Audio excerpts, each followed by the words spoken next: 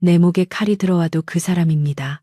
아버님께서 허락하지 않으신다면 이 자리에서 혀를 깨물고 자결하여 불효녀의 시신이나마 그 사람의 곁에 묻히게 할 것입니다.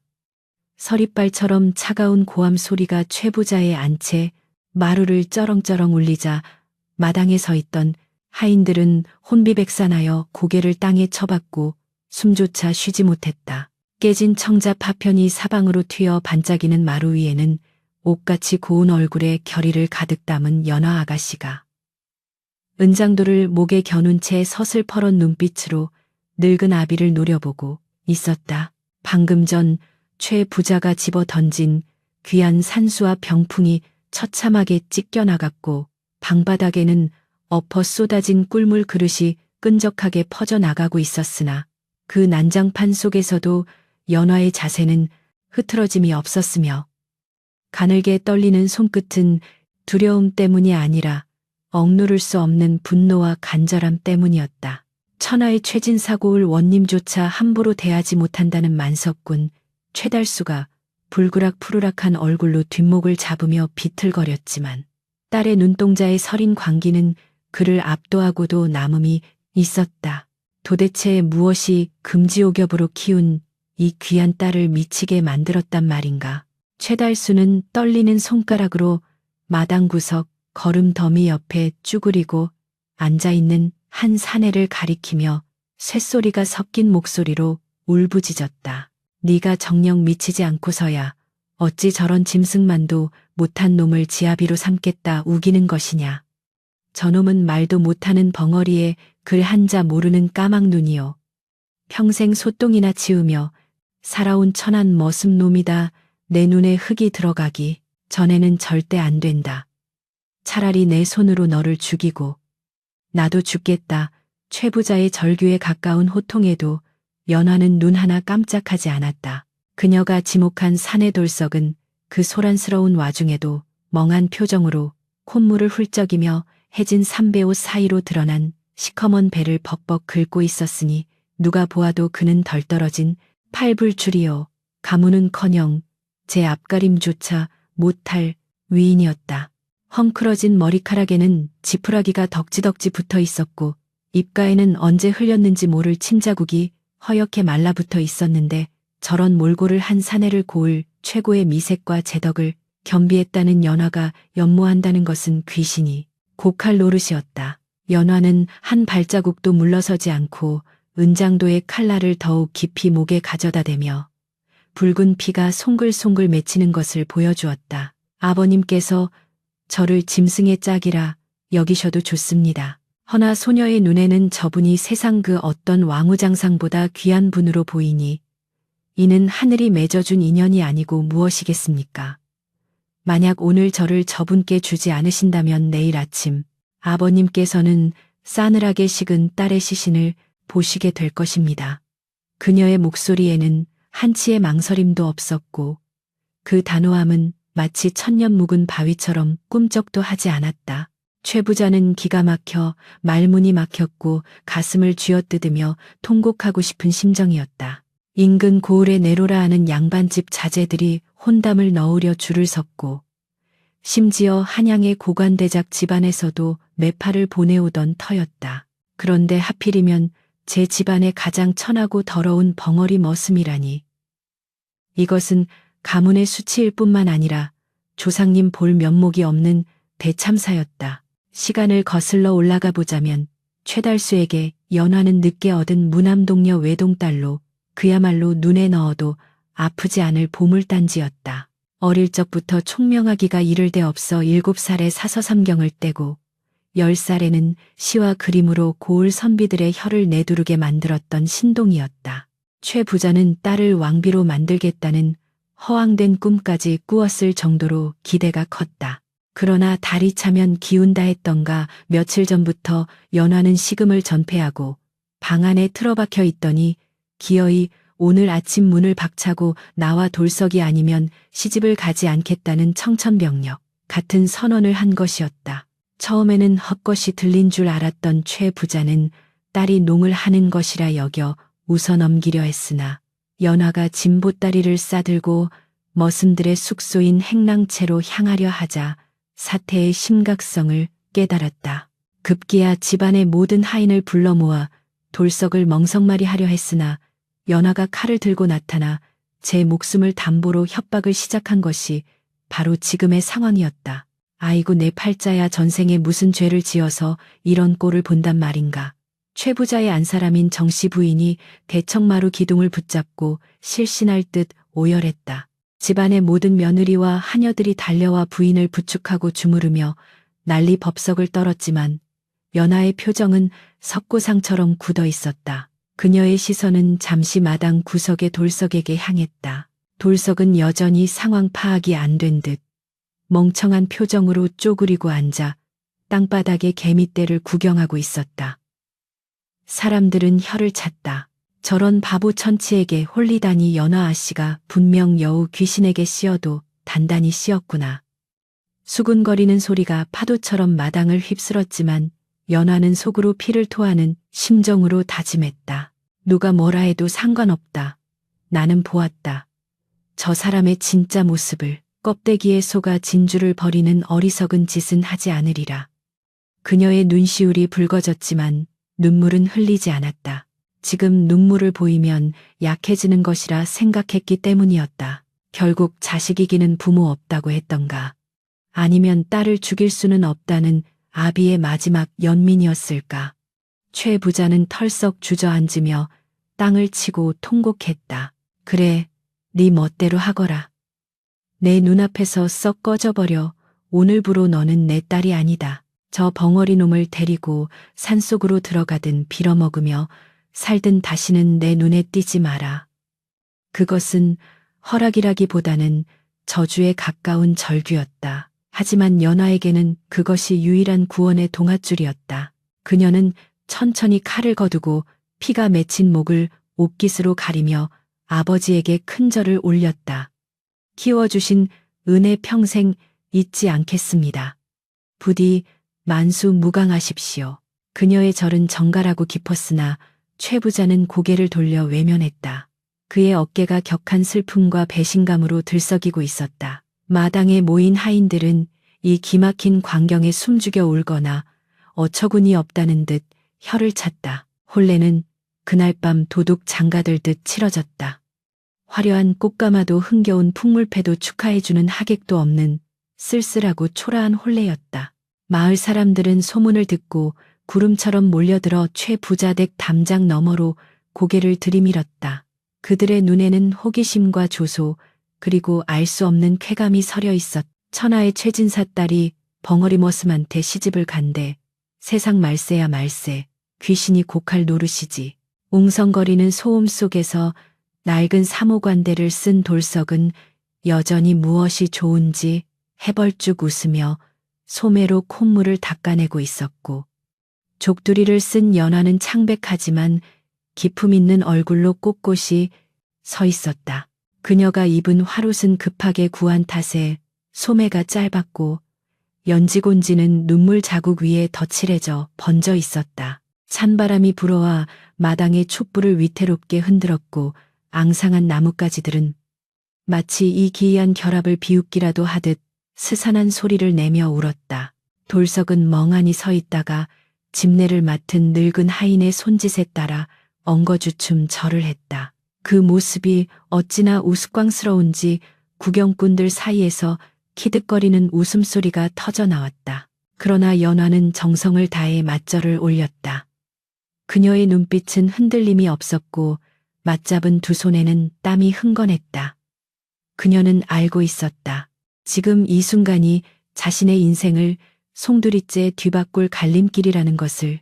눈앞에 이 남자가 정말 자신이 생각한 그 사람이 맞는지 아니면 자신의 착각으로 인해 끔찍한 나락으로 떨어지는 것인지 모든 것은 오늘 밤에 판가름 날 것이었다. 혼례상이 치워지고 두 사람은 최 부자의 으리으리한 안채가 아닌 집 뒤편 대나무 숲 옆에 방치되어 있던다. 쓰러져가는 초가집으로 내쫓겼다. 그곳은 예전에 병든 하인을 격리하던 곳으로 벽에는 구멍이 숭숭 뚫려 있었고 지붕에는 잡초가 무성했다. 차가운 바람이 문풍지 사이로 윙윙거리며 들어오는 초라한 신방. 윗목에는 시커먼 물그릇 하나만이 덩그러니 놓여 있었고 바닥에는 눅눅한 멍석이 깔려 있었다. 이것이 만석군의 딸이 맞이하는 첫날 밤의 풍경이라니 기가 찰 노릇이었다. 밖에서는 여전히 마을 사람들의 수군거림이 웅웅거리는 벌떼 소리처럼 들려왔고 멀리서 들리는 개 짖는 소리가 밤의 정적을 깨뜨렸다. 돌석은 방 안에 들어와서도 구석에 처박혀 무릎을 끌어안고 덜덜 떨고 있었다. 마치 낯선 곳에 끌려온 짐승처럼 겁에 질린 눈치였다. 연화는 조용히 문을 닫고 빗장을 걸었다. 덜컹거리는 빗장 소리가 마치 세상과의 단절을 알리는 신호탄처럼 들렸다.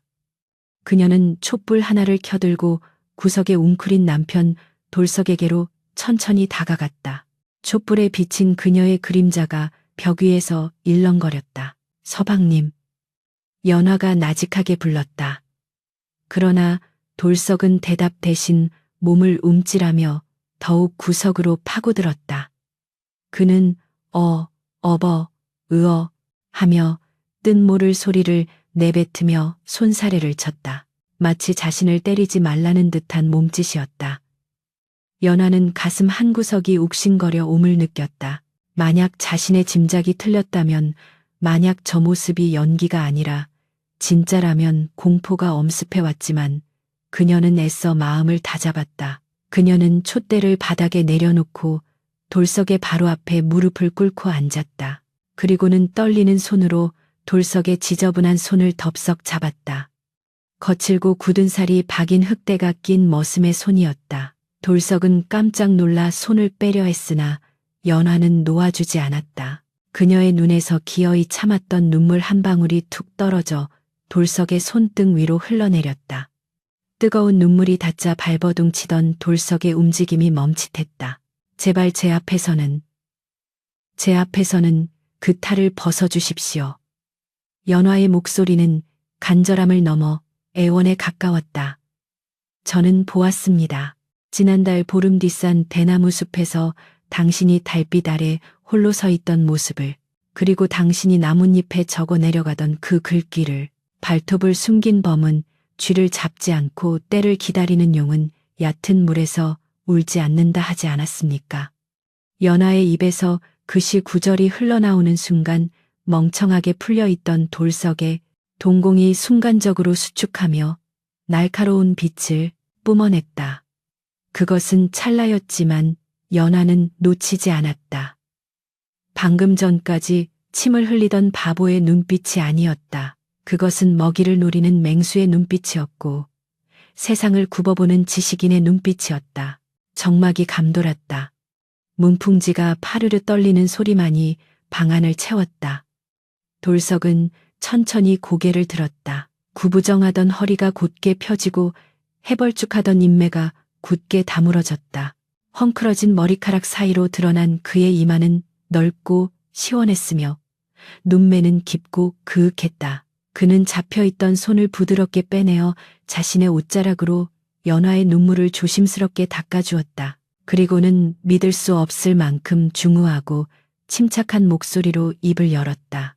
부인의 눈은 천리 밖을 내다본다는 매의 눈보다 더 매섭구려.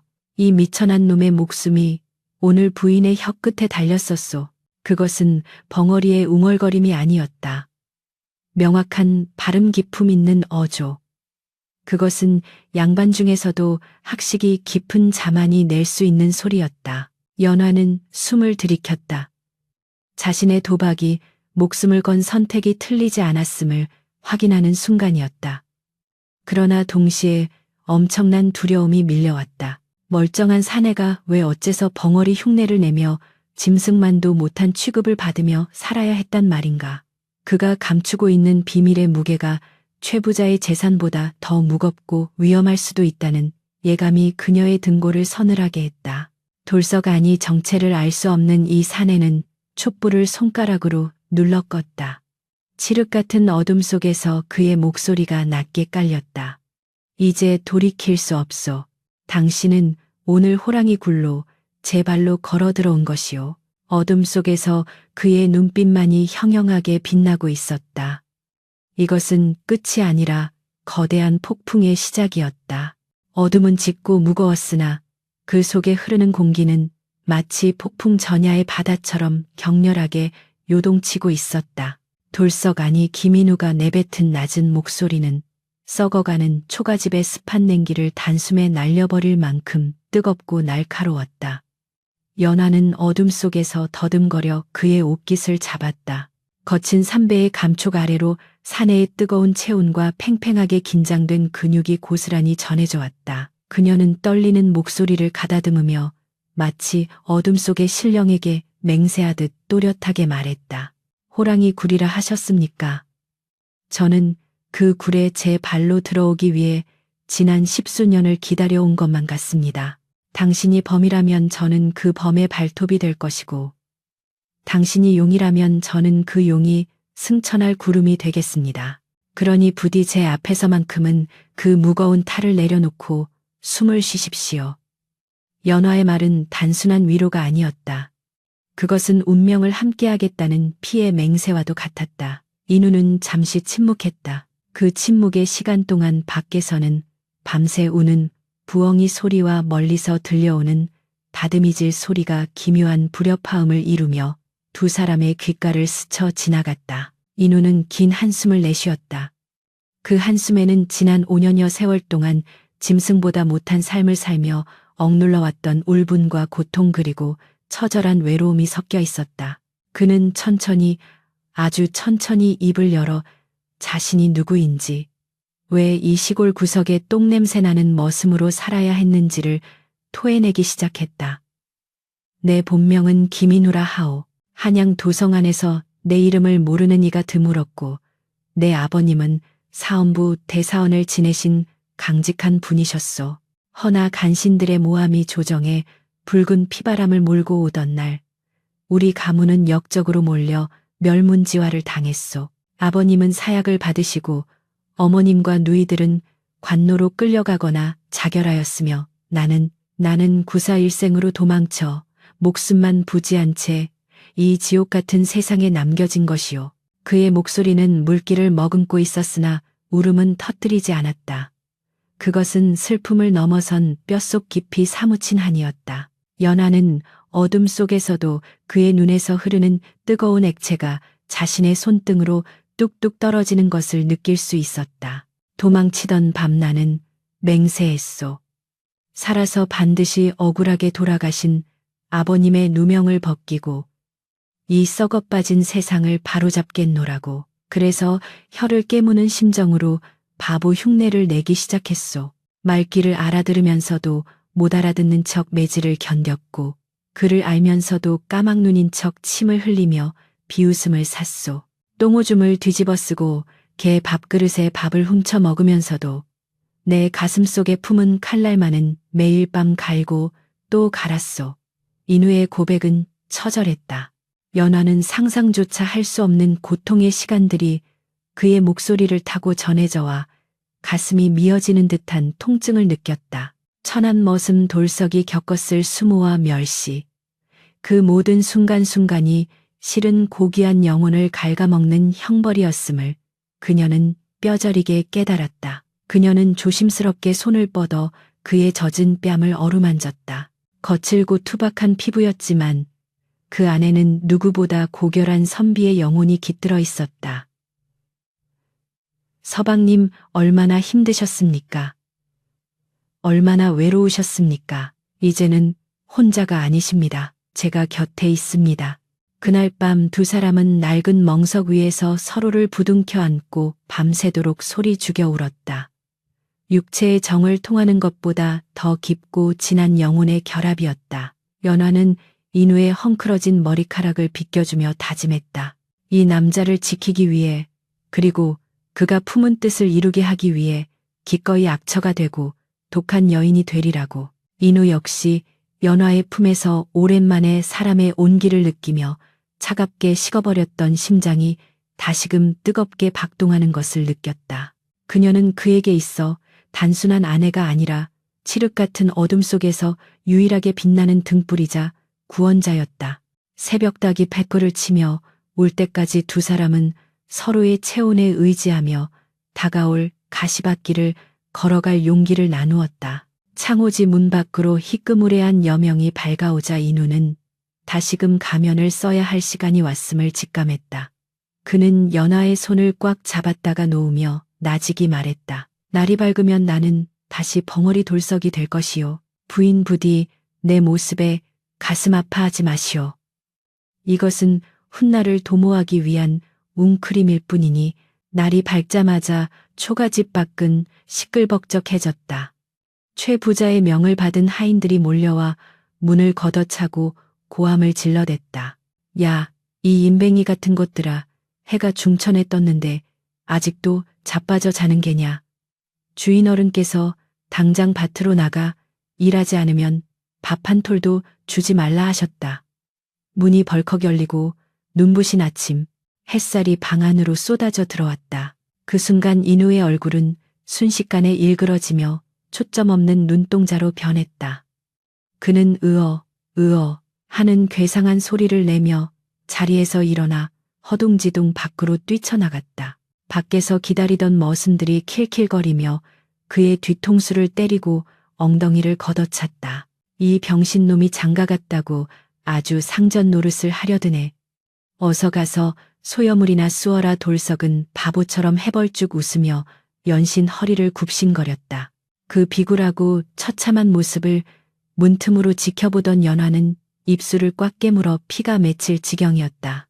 연화는 하얀 소복 같은 헌옷으로 갈아입고 머리를 쪽진 채 방을 나섰다. 어제까지만 해도 비단 옷을 입고 하인들의 시중을 받던 아가씨가 하루아침에 누더기를 걸치고 머슴의 안악이 되어 나타난 것이다. 하인들은 묘한 우월감과 동정심이 뒤섞인 눈빛으로 그녀를 훑어보았다. 특히 평소 연화의 미모를 시기하던 여종들이 쑥덕거리며 들으라는 듯 비아냥거렸다. 아이고 꼴 좋다. 귀한 척 고고한 척은 혼자 다 하더니 결국 제 짝 찾아서 똥구덩이로 들어갔구먼. 그러게 말이야. 벙어리 신랑 수발들려면 손이 발이 되도록 빌어도 모자랄걸. 연화는 그들의 조롱을 못 들은 척하며 묵묵히 부엌으로 향했다. 그녀의 눈빛은 차갑게 가라앉아 있었고 등은 꼿꼿했다. 그녀는 속으로 되뇌었다. 짖어라 마음껏 짖어라. 너희들의 그 더러운 입이 훗날 우리 부부 앞에 무릎 꿇고 용서를 빌 날이 반드시 올 것이다. 최달수는 딸과 사위에게 가혹했다. 그는 두 사람에게 소작농보다 못한 일감을 맡겼다. 연화에게는 하루에 3배 5피를 짜라는 숙련된 직녀도 감당하기 힘든 과제가 떨어졌고 돌석에게는 황무지 개간이라는 고된 노역이 주어졌다. 밥상은커녕 쉰 보리밥 한 덩이와 소금국이 전부였다. 이것은 딸을 시험하려는 것이 아니라 제풀에 지쳐 떨어져 나가 빌고 들어오기를 바라는 아비의 옹졸한 옥이었다. 그러나 연화는 불평 한마디 없이 배틀에 앉았다. 덜그럭 배틀 소리가 끊임없이 이어졌다. 그녀의 고운 손가락은 거친 실에 베어 피가 났고 허리는 끊어질 듯 아팠지만 멈추지 않았다. 그녀가 짜는 배는 단순한 옷감이 아니라 남편의 훗날을 위한 군자금이 될 것이라는 믿음이 있었기 때문이다. 한편 돌석은 배약볕 아래서 곡괭이질을 했다. 온몸이 땀과 흙으로 뒤범벅이 되었고 손바닥은 물집이 터져 피투성이가 되었다. 그는 틈만 나면 으어하고 웃으며 지나가는 새를 보고 손가락질을 하거나 흙을 집어먹는 신엽을 하여 감시하는 마름들의 경계심을 풀었다. 하지만 아무도 보지 않는 찰나의 순간 그의 곡괭이질은 무서운 기세로 땅을 파고들었다. 그것은 단순한 노동이 아니라 무예의 수련과도 같았다. 바위 같은 근육이 꿈틀거릴 때마다 그의 내면에서는 뜨거운 내공이 소용돌이쳤다. 그는 육체의 고통을 통해 정신을 단련하고 있었다. 밤이 되면 그는 파김치가 되어 초갓집으로 돌아왔다. 연화는 미리 데워둔 물로 남편의 발을 씻겨주었다. 흙투성이가 된 발을 어루만지는 그녀의 손길은 지극히 정성스러웠다. 오늘도 고생하셨습니다. 연화의 말에 인우는 멍한 표정을 풀고 다정하게 미소 지었다. 부인이야말로 고초가 심하오. 내 마음이 찢어지는 듯하오. 두 사람은 호롱불 아래서 늦은 저녁을 나누어 먹었다. 보리밥 덩어리는 거칠었지만 서로를 바라보는 눈빛만은 꿀보다 달았다. 인우는 밥알을 씹으며 낮에 보았던 관아의 동태를 이야기했다.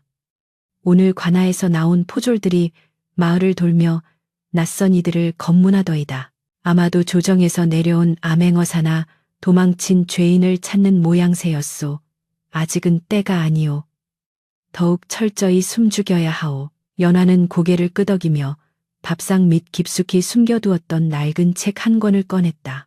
이것을 보십시오. 아버님의 서재에서 몰래 빼돌린 것입니다. 맹자입니다. 낮에는 제가 눈으로 익히고 밤에는 서방님께 읽어드리겠습니다. 글을 놓으시면 안 됩니다. 인우의 눈이 커졌다. 머슴살이를 하며 책을 손에서 놓은 지 오래였다. 머릿속으로 수천 번 되뇌었던 구절들이지만 활자를 보는 순간 가슴속에서 뜨거운 것이 치밀어 올랐다. 그는 떨리는 손으로 책을 받아들었다. 낡고 바랜 종이 냄새가 향기롭게 느껴졌다. 부인, 참으로 고맙소.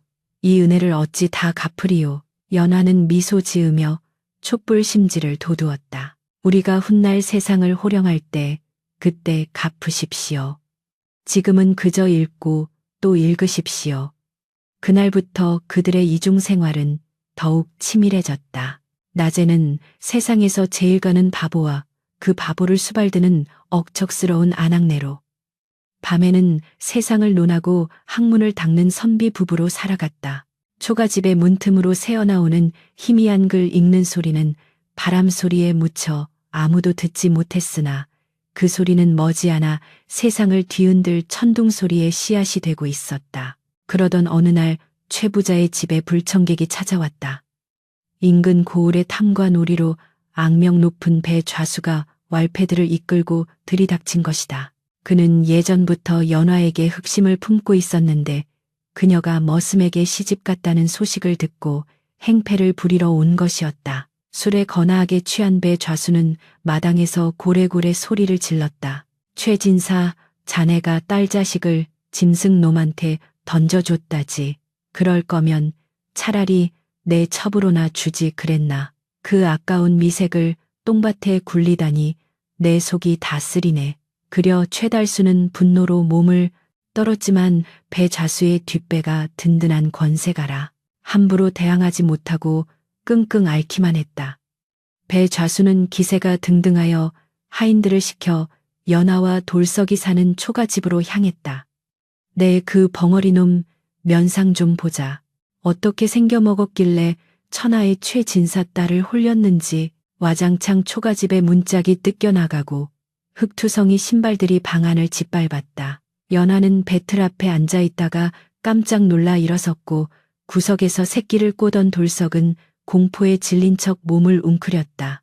배 좌수는 비틀거리며 들어와 연화의 턱을 거칠게 잡아 올렸다. 술 냄새와 역겨운 기름 냄새가 확 풍겼다. 허허, 여전히 곱구나. 꽃이 시들기 전에 꺾어야 제맛이지. 그가 음흉한 웃음을 흘리며 연화의 허리를 감싸려 하자 연화는 매섭게 그의 손을 쳐냈다. 더러운 손 치우지 못하겠느냐. 남의 집 안방에 들어와 이게 무슨 행패냐.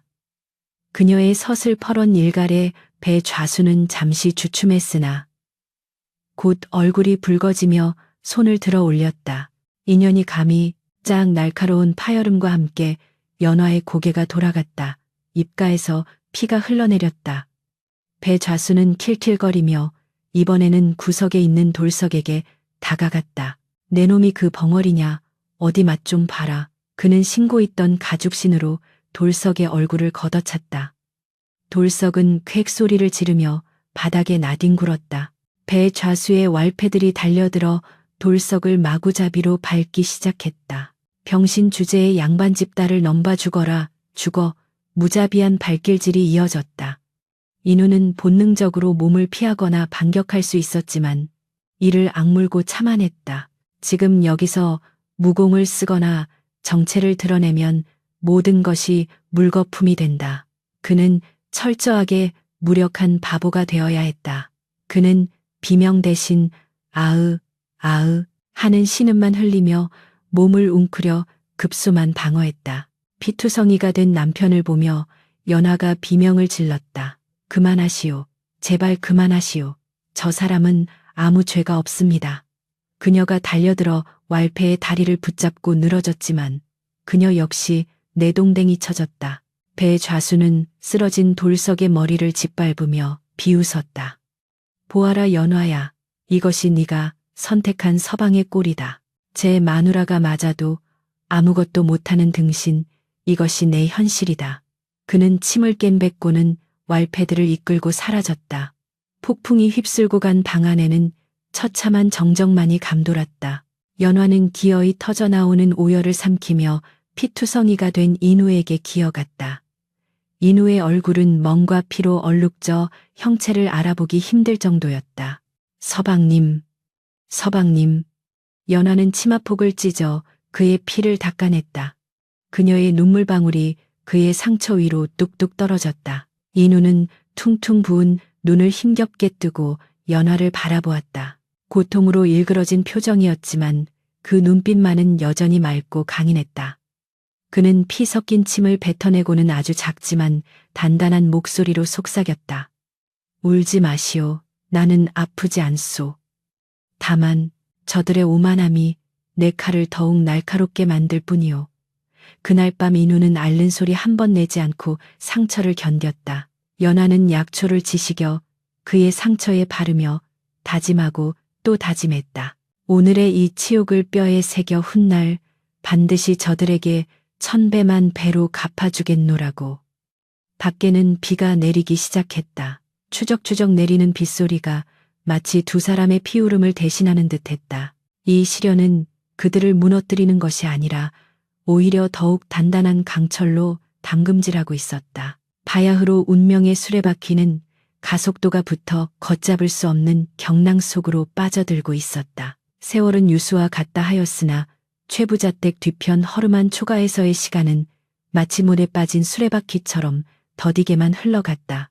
찢어지게 가난한 살림살이와 주변의 멸시 속에서도 인우와 연화의 눈빛만은 날이 갈수록 깊고 맑아졌다. 겨울바람이 살을 애는 듯한 추위가 닥쳐왔을 때 두 사람은 서로의 체온의 의지에 기나긴 밤을 견뎠다.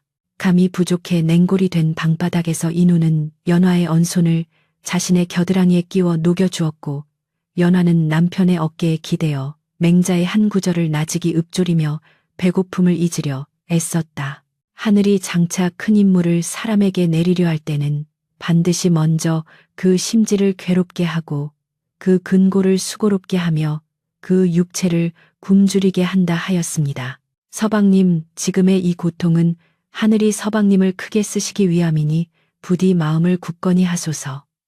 연화의 목소리는 떨렸으나 그 안에 담긴 믿음은 강철보다 단단했다. 인우는 아내의 머리를 쓰다듬으며 어둠 속에서 고개를 끄덕였다. 그의 손바닥 안에는 낮 동안 밭을 갈며 생긴 피딱지가 굳어 있었으나 그 손으로 넘기는 책장은 세상 그 무엇보다 귀한 보물이었다. 그러던 어느 칠흑 같은 그랏밤이었다. 온 세상이 잠든 정막을 깨고 마을 입구에서부터 찢어지는 듯한 비명소리와 함께 요란한 징소리가 울려 퍼졌다. 불이야 도적대가 나타났다. 화적패다. 평화롭던 마을은 순식간에 아수라장으로 변했다. 인근 산채에 운거하던 악명 높은 화적대들이 흉년을 틈타 부촌으로 소문난 최진사댁을 노리고 쳐들어온 것이었다. 시뻘건 불길이 최 부자의 기와집 담장을 넘어 솟구쳐 올랐고 매캐한 연기가 밤하늘을 뒤덮었다. 횃불을 든 도적들은 마치 지옥에서 기어 나온 악귀처럼 날뛰며 창고를 부수고 곡식을 약탈했으며 닥치는 대로 하인들을 두들겨 패고 안악들을 희롱했다. 다 털어라. 쌀 한 톨, 은수저 하나 남기지 말고 싹 다 긁어모아 두목으로 보이는 거구의 사내가 시퍼런 칼을 휘두르며 고함을 질렀다. 마을 사람들은 혼비백산하여 산으로 들로 도망치기 바빴고 최부자댁 마당은 깨진 항아리와 쏟아진 곡식 그리고 피를 흘리며 쓰러진 사람들로 난장판이 되었다. 초가 집에 있던 인우와 연화도 잠결에 소스라치게 놀라 밖으로 뛰쳐나왔다. 불길은 이미 그들이 사는 행랑채 근처까지 번져오고 있었다. 부인 어서 피하시오. 뒷산 대나무 숲으로 몸을 숨기시오. 인우가 다급하게 외쳤으나 연화는 고개를 저었다. 아버님과 어머님이 안채에 계십니다. 그냥 갈 수는 없습니다. 효심 깊은 연화는 불타는 안채 쪽을 향해 발을 내디뎠다.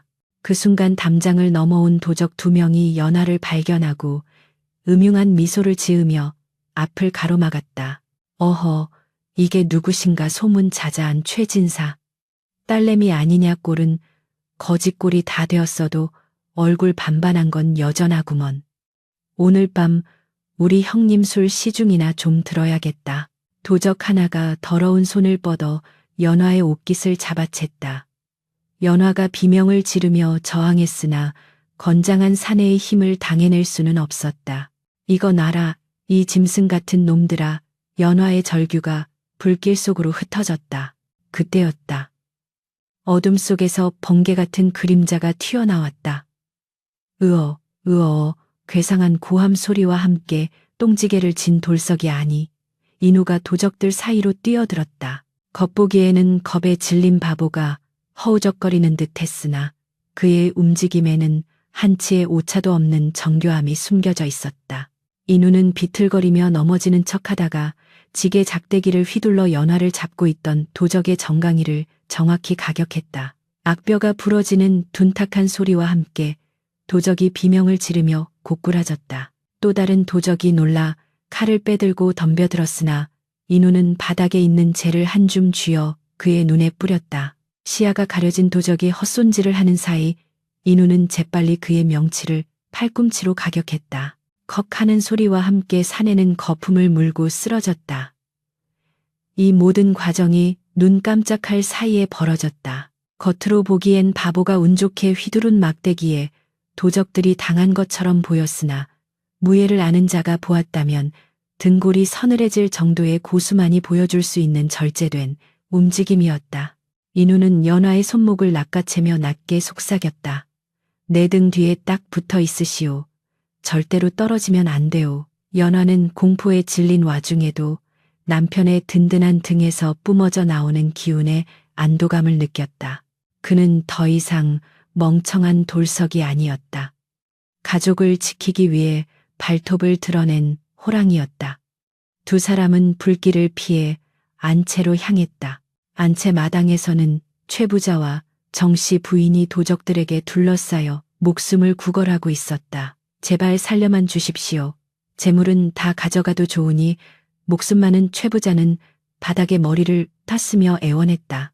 도적 두목은 껄껄 웃으며 최 부자의 상투를 잡고 흔들었다. 이 늙은이가 아직 상황 파악이 안 되는 모양이군. 내 놈 목을 베어 대문에 걸어놔야 다른 놈들이 딴 마음을 안 먹지. 두목이 칼을 높이 쳐들었다. 절체절명의 순간이었다. 쟨 바람을 가르는 소리와 함께 어둠 속에서 날아온 돌멩이 하나가 두목의 손목을 강타했다. 쨍그랑 두목의 손에서 칼이 떨어져 나갔다. 누구냐, 어떤 놈이냐. 두목이 분노하여 소리쳤다. 연기와 불꽃 사이로 얼굴에 검댕을 잔뜩 묻힌 돌석이 나탄 자루를 들고 엉거주춤 서 있었다.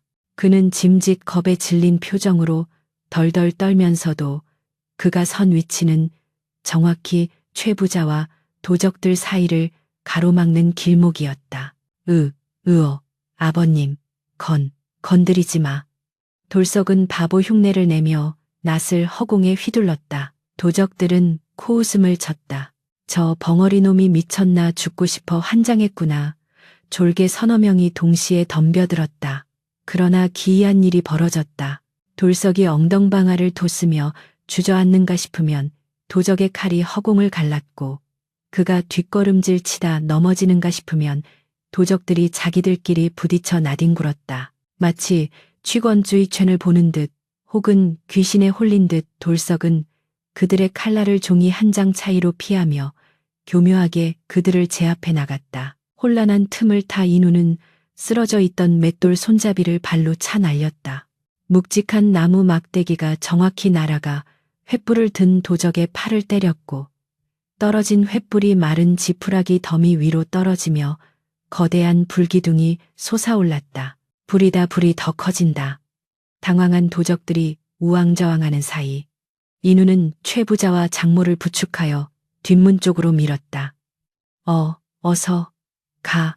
그제야 정신을 차린 최부자는 딸과 사위의 도움을 받아 간신히 뒷산으로 도망쳤다. 도적들은 불길이 너무 거세지자 더 이상 약탈을 포기하고 퇴각 나팔을 불었다. 오늘은 운수 사나운 날이다. 철수한다. 그들이 썰물처럼 빠져나간 뒤 최부자 댁은 폐허가 되어 있었으나 다행히 인명피해는 크지 않았다. 날이 밝고 마을 회관에 모인 사람들은 지난밤의 무용담을 나누느라 정신이 없었다. 아니, 글쎄 그 바보 돌석이가 낫을 휘두르는데 도적놈들이 추풍낙엽처럼 쓰러지더라니까. 에이 설마 그 녀석이 운이 좋았던 게지. 아니면 도적놈들이 돌뿌리에 걸려 넘어진 걸 잘못 본 게야. 사람들은 반신반의하면서도 돌석을 보는 눈빛이 조금 달라져 있었다. 그러나 인우는 다시 콧물을 흘리며 구석에 처박혀 있었다. 그는 지난밤의 격투로 온몸이 쑤셨지만 내색하지 않고 바보 같은 웃음을 흘렸다. 하지만 예리한 눈을 가진 몇몇 노인들은 고개를 갸웃거렸다. 저놈 눈빛이 어젯밤 불길 속에서 봤던 그 살기 어린 눈빛과 같은 놈이 맞나 의심의 싹이 트기 시작했다.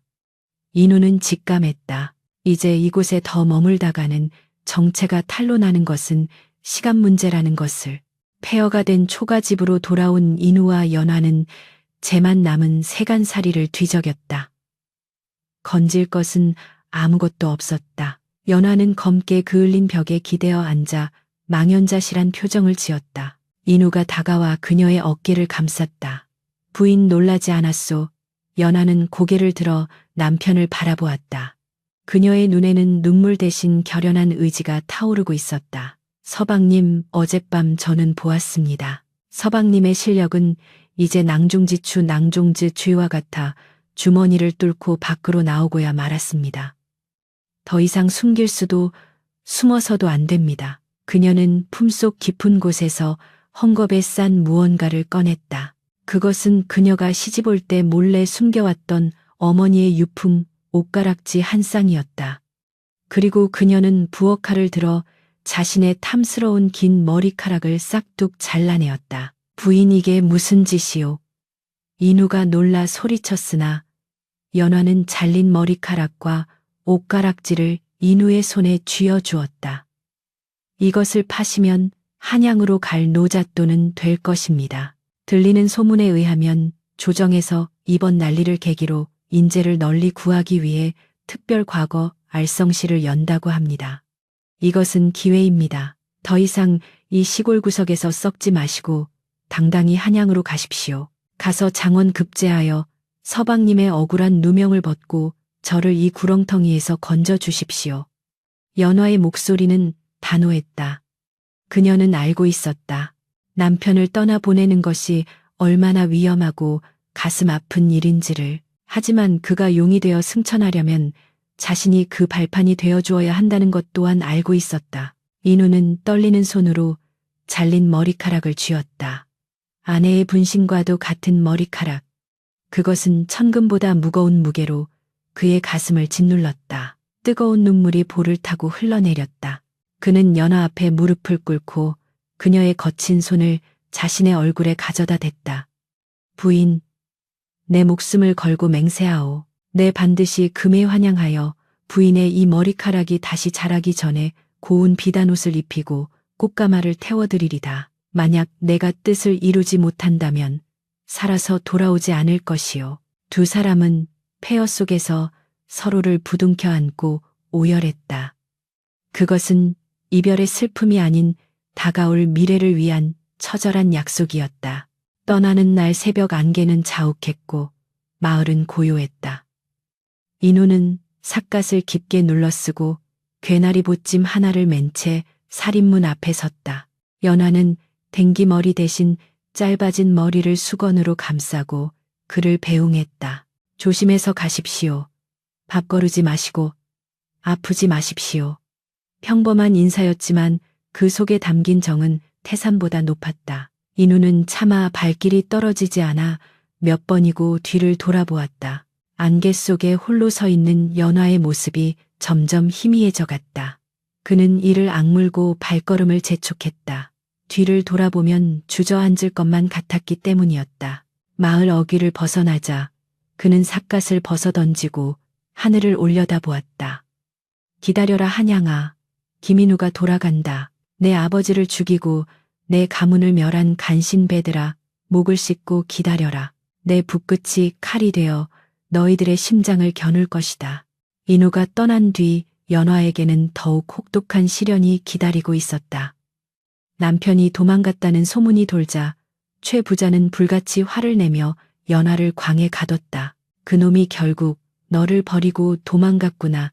내 그럴 줄 알았다. 천한 놈을 믿은 네가 바보 천치지. 마을 사람들도 손가락질했다. 거봐, 벙어리 주제에 젊은 년 데리고 살기 힘들었겠지. 주친 최진사, 딸 팔자가 참 기구하네. 온갖 비난과 조롱이 화살처럼 날아와 꽂혔지만 연화는 흔들리지 않았다. 차가운 광 바닥에 앉아 그녀는 매일 밤 달을 보며 기도했다. 남편의 보찜 속에 몰래 넣어둔 자신의 피로 쓴 편지를 그가 읽고 힘을 내기를, 그리고 언젠가 반드시 그가 돌아와 이 모든 서름을 씻어주기를. 그녀의 믿음은 암흑 속에서도 꺼지지 않는 촛불처럼 위태롭지만 찬란하게 타오르고 있었다. 이제 이야기는 한양이라는 거대한 무대로 옮겨가 운명을 건 한판 승부를 예고하고 있었다. 한양의 하늘은 높고 푸르렀으나 그 아래 펼쳐진 과거 시험장은 수천 명의 선비들이 뿜어내는 긴장감과 먹물 냄새로 숨이 막힐 지경이었다. 전국 팔도에서 내로라 하는 인재들이 구름처럼 몰려들어 입신양명의 꿈을 꾸고 있었으나 낡은 갓을 쓰고 헤어진 도포를 입은 김인우의 모습은 그들 사이에서 단연 눈에 띄는 초라함 그 자체였다. 주변의 유생들은 냄새나는 거짓골을 한 그를 보며 코를 막고 피하거나 혀를 차며 조롱하기 바빴다. 어이, 저 자를 보게. 밥동량을 하러 왔다가 길을 잘못 든 모양이군. 죽친 과거장이 아무나 들어오는 돛대기 시장인 줄 아는가 보네. 비웃음이 화살처럼 날아와 꽂혔지만 인우는 미동도 하지 않았다. 그의 눈앞에는 오직 하얀 화선지와 고향에 두고 온 아내 연화의 간절한 얼굴만이 어른거릴 뿐이었다. 붓을 쥔 그의 손에는 굳은 살이 박여 있었고 그 손끝은 지난 수년의 세월 동안 갈고 닦은 칼날보다 더 예리하게 떨리고 있었다. 드디어 시제가 내걸렸다. 논민생지고 론민성즉후, 백성의 고통을 논하고 그 해결책을 구하라. 마치 하늘이 인우를 위해 내려준 문제인 듯했다. 인우는 눈을 감고 심호흡을 했다. 머슴 돌석으로 살면서 겪었던 짐승 같은 대우 탐관오리들의 수탈, 굶주린 백성들의 피눈물, 그리고 억울하게 죽임당한 아버지의 한 맺힌 유언이 파노라마처럼 스쳐 지나갔다. 그는 눈을 번쩍 뜨고 벼 위에 먹을 갈기 시작했다. 먹물이 검게 퍼져나가는 것은 그의 가슴 속에 맺힌 응어리가 풀려나가는 것과 같았다. 붓을 들어 종이 위에 내려놓는 순간 그의 손은 거침없이 움직이기 시작했다. 일필이지 이비피지, 멈춤이 없었고 막힘이 없었다. 붓끝이 화선지를 가를 때마다 룡이 승천하듯 힘찬 기운이 뻗어나갔고 글자 하나하나에는 피와 눈물로 쓴 진심이 박혔다. 그는 공자왈, 맹자왈 하는 죽은 지식을 나열하지 않았다. 대신 자신이 직접 보고 듣고 겪은 생생한 현실을 고발하고 썩어빠진 조정을 향해 통렬한 사자우를 토해냈다. 해가 서산으로 기울고 시험 종료를 알리는 북소리가 울릴 때까지 인우는 혼을 불태워 답안을 작성했다. 마지막 마침표를 찍는 순간 그는 붓을 놓으며 하늘을 올려다보았다. 연화 부인, 내 할 일은 다 하였소. 이제 하늘의 뜻을 기다릴 뿐이요. 한편 인우가 떠난 고을에는 먹구름 같은 불행이 닥쳐오고 있었다. 최 부자 댁의 재산을 노리던 배좌수가 새로 부임한 신임 사또와 결탁하여 흉계를 꾸민 것이다. 신임 사또 변학도는 재물 욕심이 많고 호색하기로 유명한 자로 부임하자마자 배좌수에게 최 부자의 아름다운 딸에 대한 이야기를 듣고 흑심을 품었다. 어느 날 아침과나의 포졸들이 최 부자 댁에 들이닥쳐 최달수와 연화를 포박했다. 네 이놈들 죄목이 무엇이냐? 내 딸에게 손대지 마라. 최 부자가 발버둥 쳤으나 포졸들은 몽둥이로 그를 무자비하게 구타했다. 죄목 역적 모의 자금을 댔다는 투서가 들어왔다. 내 놈이 지난번 화적대가 들었을 때 쌀을 내주며 내통했다는 증언이 있다. 말도 안 되는 누명이었다. 화적에게 털린 피해자를 도리어 화적과 내통한 죄인으로 둔갑시킨 것이다. 마을 사람들은 뻔히 보이는 모함인 줄 알면서도 서슬퍼런 관권이 두려워 누구 하나 나서지 못하고 숨죽여 지켜볼 뿐이었다. 관아 마당에 끌려온 최부자와 연화는 형틀에 묶였다. 변학도는 대청마루에 비스듬히 앉아 기생의 시중을 받으며 느글거리는 눈빛으로 연화를 훑어보았다. 허 듣던 대로 절세기로구나. 머리를 잘랐어도 그 고운 자태는 감출 수가 없어. 그는 술잔을 기울이며 비릿한 웃음을 흘렸다. 최달수야, 네 죄는 능지처참에 해당하나. 내 특별히 네 딸의 효심을 봐서 기회를 주겠다. 딸을 나의 수청 기생으로 바치고 전 재산을 헌납한다면 목숨만은 살려주마. 이것은 재판이 아니라 노골적인 협박이자 강탈이었다. 최 부자는 피투성이가 된 입으로 침을 뱉었다. 이 짐승만도 못한 놈 내 목을 쳐라. 내 딸은 건드리지 마라. 변학도의 얼굴이 붉게 달아올랐다. 저 늙은이가 죽고 싶어 환장했구나. 여봐라, 저 늙은 놈의 뼈가 으스러지도록 곤장을 쳐라. 그리고 저 계집도 주리를 틀어라. 매우 쳐라. 호령이 떨어지자 집장 사공들이 곤장을 높이 쳐들었다. 퍽퍽 둔탁한 소리가 살점을 파고들 때마다 최 부자의 비명 소리가 관아를 울렸다. 연하는 아버지가 피떡이 되어가는 모습을 보며 울부짖었다. 아버님, 사또 나으리, 제발 멈추십시오. 차라리 저를 죽이십시오. 그녀의 절규에도 변학도는 눈 하나 깜짝하지 않았다. 오히려 그 고통을 즐기는 듯했다. 네가 수청을 들겠다고 할 때까지 네 아비는 매를 맞을 것이다. 선택은 내 몫이다. 연하는 입술을 깨물어 피를 흘렸다. 남편과의 약속, 자신의 정절, 그리고 아버지의 목숨 사이에서 그녀의 영혼은 갈기갈기 찢겨나갔다. 하지만 그녀는 굴복할 수 없었다. 지금 무릎을 꿇는다면 남편이 돌아왔을 때 부끄러워 어찌 얼굴을 들 것인가. 그녀는 도끼 어린 눈으로 변학도를 노려보았다. 내 지아비가 돌아오면 내 놈의 목은 성치 않을 것이다. 그 서슬퍼런 기세의 변학도는 잠시 주춤했으나 곧 코웃음을 쳤다. 도망간 벙어리 남편, 하하하, 그놈은 이미 객사에서 까마귀 밥이 되었을 게다. 그 시각 한양의 궁궐 편전에서는 국왕이 친히 장원 급제자의 답안지를 읽고 있었다. 왕의 손이 부르르 떨렸다. 이 글을 쓴 자가 누구냐? 이토록 절절하게 백성의 아픔을 꿰뚫고 날카롭게 조정의 환부를 도려낸 글은 내 평생 처음이다. 도승지가 엎드려 아뢰었다. 전하, 이번에 장원을 한 김인후라는 자이옵니다. 왕은 고개를 끄덕이며 그를 들라 명했다. 남루한 옷차림의 인우가 들어와 왕 앞에 엎드렸다. 왕은 그를 한참 동안 응시하다가 물었다. 내 글을 보니 보통의 유생이 겪을 수 없는 깊은 한과 통찰이 느껴진다. 너는 누구냐? 인우는 이마를 바닥에 대고 떨리는 목소리로 고했다.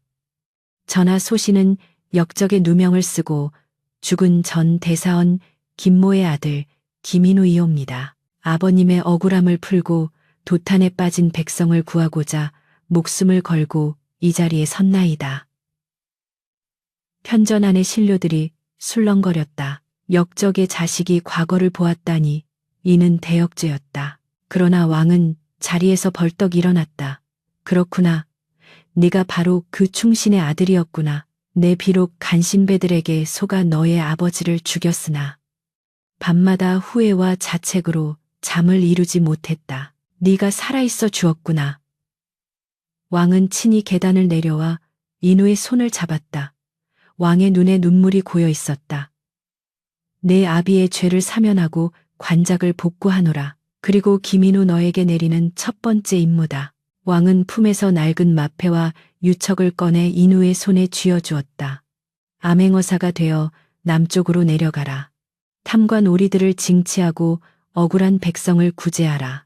내 너에게 왕의 권한을 위임하노니 거침없이 칼을 휘둘러 썩은 살을 도려내라.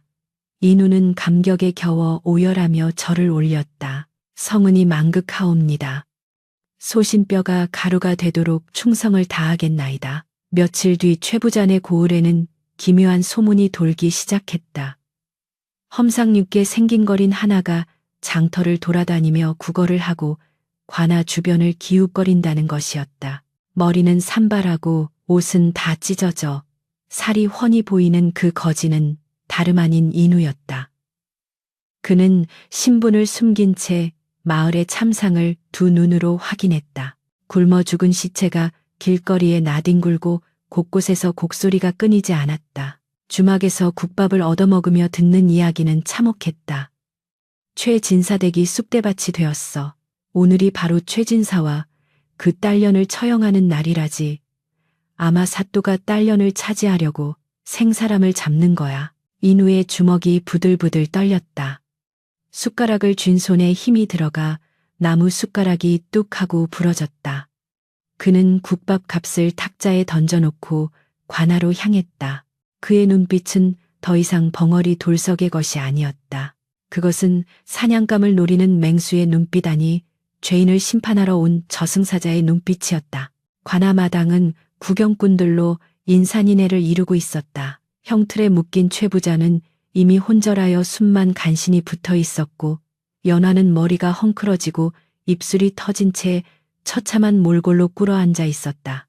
변학도는 마지막으로 으름장을 놓았다. 이년 아직도 고집을 꺾지 않겠느냐. 오늘 네 아비가 죽고 나면 너는 관노가 되어 평생 짐승처럼 살게 될 것이다. 연화는 고개를 들었다. 피멍이 든 그녀의 얼굴에는 서글픈 미소가 번졌다. 내 지아비가 보고 싶구나. 서방님 저승에서 만납시다. 그녀가 눈을 감고 죽음을 각오한 순간이었다. 군중 틈을 비집고 한 거지가 앞으로 튀어나갔다. 어이구 사또 나으리 잔칫날이라더니 거지가 먹을 술 한 잔은 없소. 찢어지는 듯한 목소리에 좌중의 시선이 집중되었다. 변학도는 인상을 찌푸렸다. 저 더러운 놈은 뭐냐. 당장 끌어내라. 포졸들이 달려들어 거지를 잡으려 하자. 거지는 날렵하게 몸을 피하며 관아 마당 한가운데로 뛰어들었다. 그리고 쓰고 있던 삿갓을 벗어 던졌다. 헝클어진 머리칼 사이로 드러난 얼굴. 연하는 눈을 의심했다. 서방님 돌석이었다. 아니, 인우였다. 하지만 예전에 그 바보 같은 눈빛이 아니었다. 그는 꼿꼿이 서서 변학도를 정면으로 노려보았다. 네 이놈 변학도 네 죄를 네가 알렸다. 우렁찬 호통 소리에 관아가 떠나갈 듯했다. 변학도는 기가 막혀 헛웃음을 지었다. 이 미친 거지가 죽고 싶어 환장했구나. 저놈의 목을 쳐라. 포졸들이 창을 겨누고 달려들었다. 바로 그 순간이었다. 인우는 허리춤에서 무언가를 꺼내 높이 쳐들었다. 햇살을 받아 찬란하게 빛나는 5마리의 말이 새겨진 잿쇠패. 그것은 바로 마패였다. 암행어사 출두야. 인우의 외침과 동시에 관아의 문이 박살나며 잠복해 있던 역졸들이 구름대처럼 몰려들어왔다. 암행어사 출두야. 암행어사 출두야. 천지를 뒤흔드는 함성이 고울을 집어삼켰다. 관아는 순식간에 아수라장이 되었다. 포졸들은 창을 버리고 도망치기 바빴고 기생들은 비명을 지르며 치마를 뒤집어 쓰고 숨었다. 변학도는 사색이 되어 의자에서 굴러떨어지며 벌벌 떨었다. 아, 암행어사라니 이게 무슨 날벼락인가. 그는 바닥을 기며 도망치려 했으나 인우의 발이 그의 목을 짓눌렀다. 인우는 천천히, 아주 천천히 마패를 거두고 연화에게 다가갔다. 형틀에 묶여 멍하니 자신을 바라보는 아내, 그는 떨리는 손으로 품에서 작은 칼을 꺼내 그녀의 밧줄을 끊었다. 부인, 내가 너무 늦었소. 용서하시오.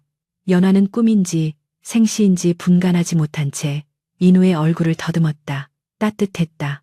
그리고 익숙한 냄새 그리운 목소리. 서방님, 정말 서방님이십니까? 정녕 꿈이 아닙니까? 인우는 와락 그녀를 끌어안았다. 꿈이 아니오. 내가 돌아왔소. 당신의 지아비 김인우가 돌아왔소. 연화는 그제야 참았던 울음을 터뜨리며 그 자리에 무너져 내렸다. 서방님 그녀의 통곡 소리가 관아 마당을 가득 채웠다. 그것은 지난 세월의 모든 서름과 고통을 씻어내리는 비와 같았다. 인우는 그녀를 아는 채 차갑게 식어가는 눈으로 변학도와 배 좌수를 노려보았다. 이제 진정한 심판의 시간이 시작된 것이었다. 관아의 마당은 마치 폭풍이 휩쓸고 지나간 뒤의 바다처럼 기묘한 정적과 뜨거운 열기가 공존하고 있었다. 방금 전까지만 해도 서슬퍼런 칼날이 난무하던 곳에는 이제 엄숙한 심판의 기운만이 감돌았다.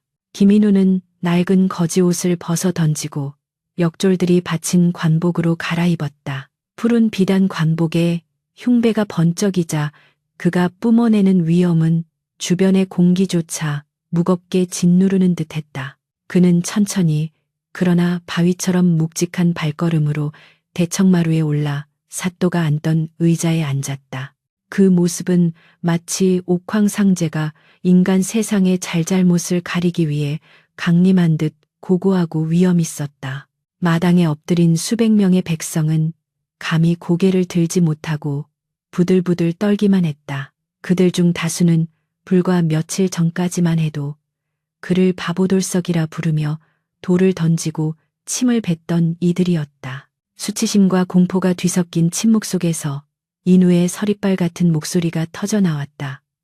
죄인 변학도와 배 좌수를 대령하라. 포승줄에 굴비 엮이듯 묶여 끌려나온 변학도와 배 좌수는 이미 사람의 몰골이 아니었다. 변학도는 관모가 벗겨져 상투가 풀어 헤쳐졌고 배 좌수는 겁에 질려 바지에 오줌을 지린 채 질질 끌려 나왔다.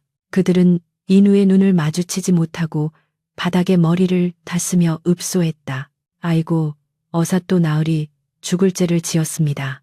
한 번만 살려주십시오. 제발 목숨만은 그들의 비굴한 목소리가 마당에 메아리 쳤으나 인우의 눈빛에는 한치의 자비도 없었다. 그는 탁자를 내려치며 호통쳤다. 닥쳐라.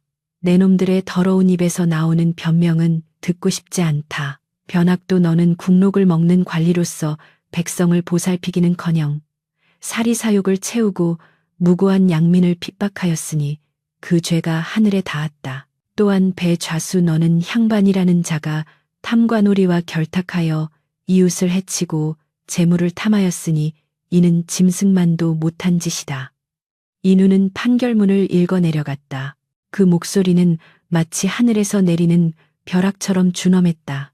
죄인 변학도는 삭탈관직하고 전 재산을 몰수하여 백성들에게 환원하며 곤장백대를 친 후 흑산도로 유배를 보낸다. 배 좌수 역시 가산을 몰수하고 노비로 강등시켜 평생 관아의 마당을 쓸게 하라. 판결이 떨어지자 구경하던 백성들 사이에서 환호성이 터져 나왔다. 만세 암행어사 만세 속이 다 시원하다. 그동안 억눌려왔던 울분이 일시에 해소되는 순간이었다. 포졸들이 달려들어 두 죄인을 형틀에 묶고 곤장을 치기 시작했다. 짝짝 살점이 터지는 소리와 죄인들의 비명소리가 울려 퍼졌지만 그 소리는 잔인하게 들리기보다는 정의가 실현되는 쾌감으로 다가왔다. 인우는 그 광경을 차갑게 지켜보다가 시선을 돌려 형틀 옆에 쓰러져 있는 최 부자와 연화에게로 향했다.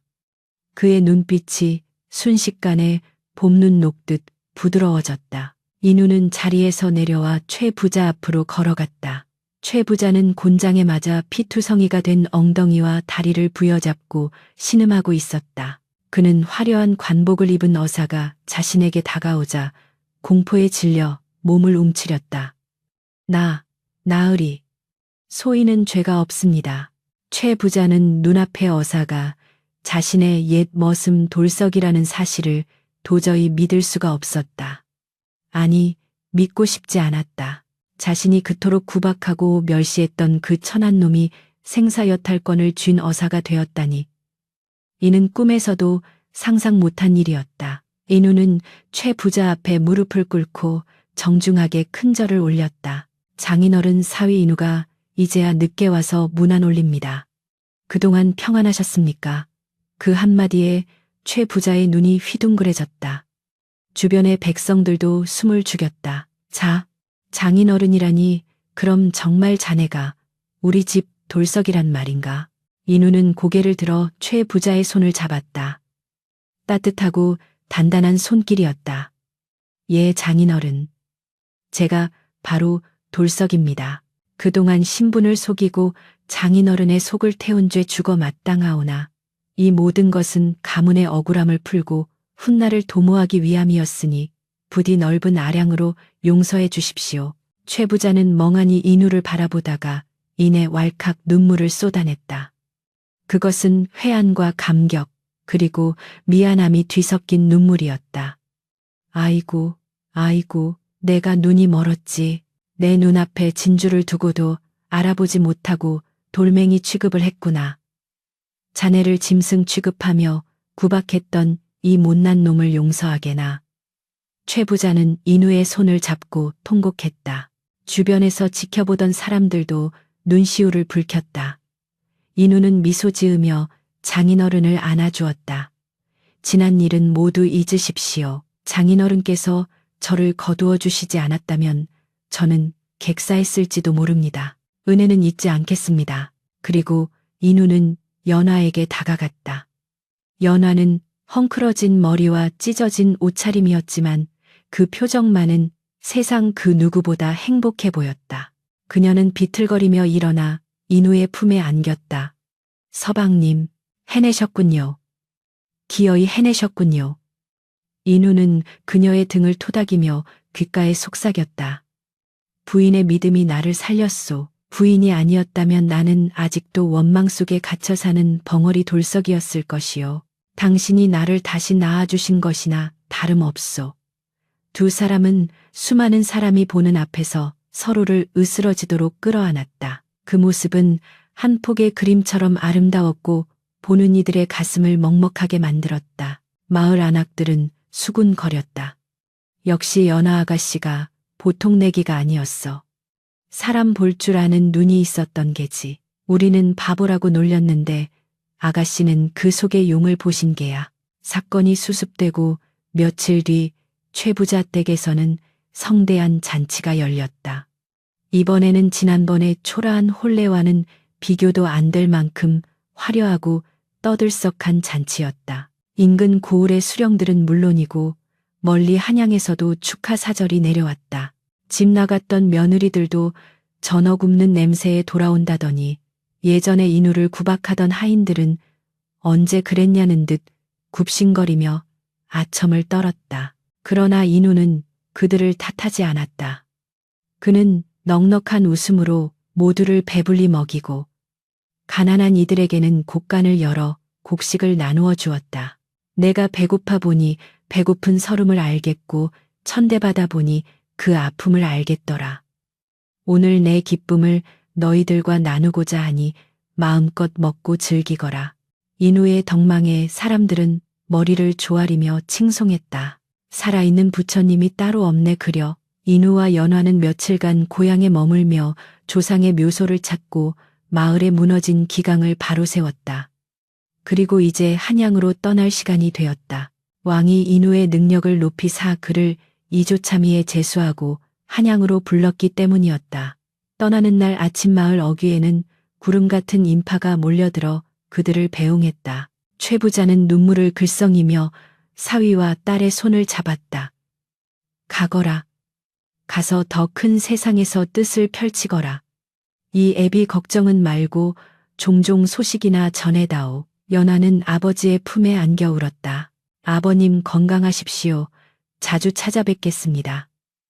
화려한 꽃가마와 말들이 줄지어 늘어선 행렬은 장관이었다. 인우는 말 위에 올라타 마을을 마지막으로 굽어보았다. 자신이 똥지게를 지고 걷던 길 매질을 당하던 마당, 사랑을 속삭이던 초가집, 그 모든 풍경이 주마등처럼 스쳐 지나갔다. 고통스러웠지만 그만큼 소중했던 시간들이었다. 행렬이 움직이기 시작하자 풍물패가 흥겨운 가락을 울렸고 아이들이 그 뒤를 쫓으며 환호했다.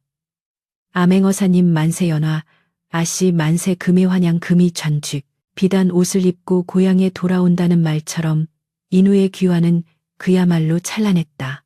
그러나 그의 옷보다 더 빛나는 것은 시련을 딛고 일어선 그의 강인한 의지와 겉모습에 현혹되지 않고 진실을 꿰뚫어 본 연화의 지혜였다. 두 사람은 손을 맞잡고 한양을 향해 나아갔다.